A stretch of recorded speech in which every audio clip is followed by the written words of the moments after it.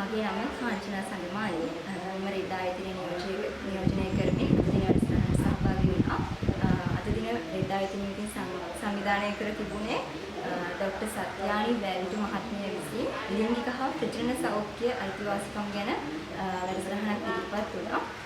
ඉතින් අද සහභාගී වෙච්ච එකෙන් මට ලැබුණ ලොකු දෙයක් තමයි අපි නොදන්න පැතිකඩයන් ගැන බොහෝ දේවල් සාරාංශ කොට කතා කරා.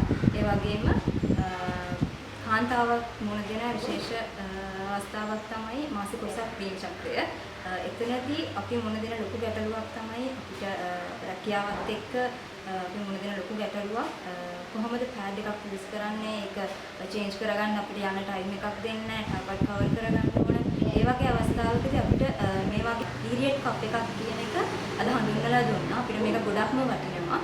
මොකද පැය 4කින් විතර මාරු කරන්න ඕන මේ අපේ පෑඩ් පැකට් එකක්. මේක අපිට පැය 12ක ප්‍රමාණ කාලයක් රඳවා ගන්න පුළුවන්. ඒ වගේම පහසු ක්‍රමයකින් පාවිච්චි කරන්න පුළුවන්. ඒ වගේම අද දින මේ වැඩසටහන සංවිධානය කරපු රෙඩ් ආයතනයට බෙහෙවින්ම ස්තුතිවන්ත වෙනවා.